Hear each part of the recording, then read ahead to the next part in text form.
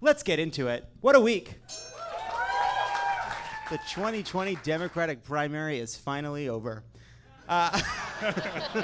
Night one, Elizabeth Warren, Julián Castro, and Bill de Blasio made a name for themselves by coming out swinging at Beto. We saw John Delaney audition to be Howard Schultz's Secretary of the Interior. Then, night two, Kamala Harris gave impassioned answers on child separation, and she went after Biden on his comments about busing. We saw Mayor Pete take responsibility for a police shooting in South Bend, and we saw Marianne Williamson chug a green juice and scream, "Chemtrails are real."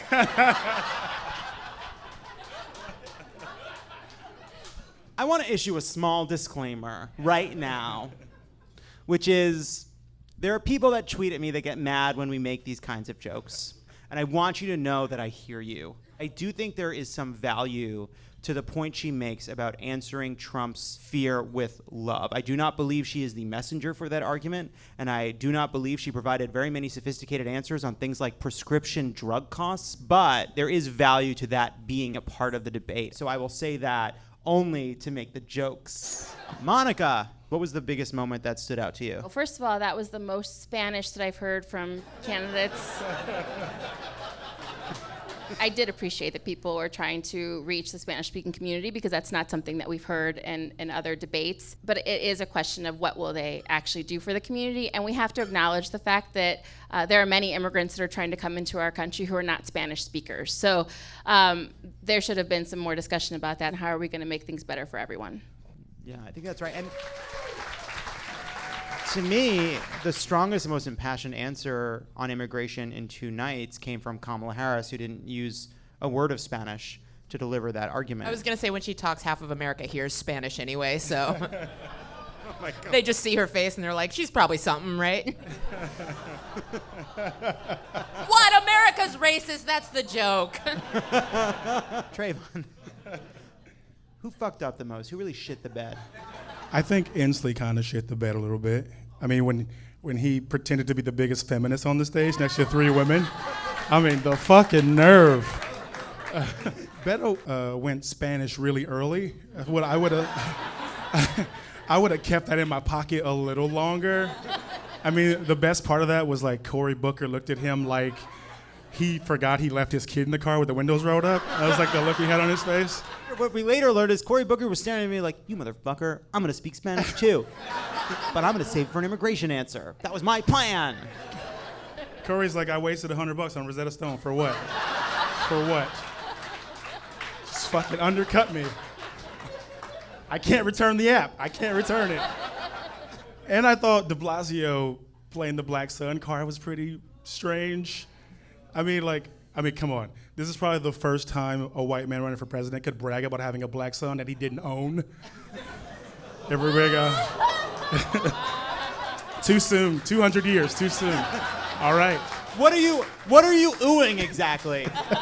Ooh, our history. Our nation's past. How badly do you think when Cory Booker heard that, he was like, "I gotta go get somebody pregnant. Like, I gotta do this before next year." Well, I'm not touching any of that. And I liked the camera angles. We got a lot of side-eye from these camera angles. We got when Swalwell jumped in to Buttigieg tonight and was like, "Why don't you fire the police chief then?" And like essentially shoved him in the chest a little bit. And Buttigieg just shot back this, "Motherfucker, you gonna..."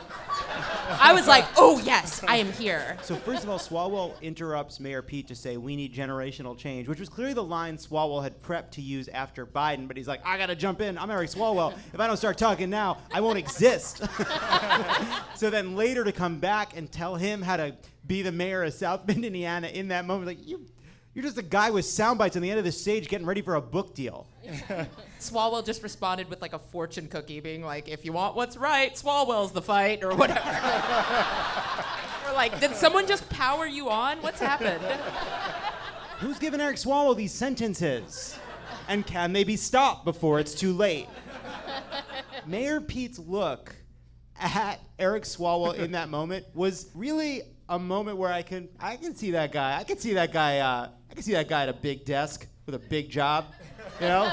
Because that look was, did you say thick? It was a big look. It was a big look from a small town mayor. Didn't Bernie seem really angry the whole time? That's his brand. He's just I think it found works. this, but angrier than normal. Like he found out there was 4 guys with all the money instead of 3. There's a 4th guy.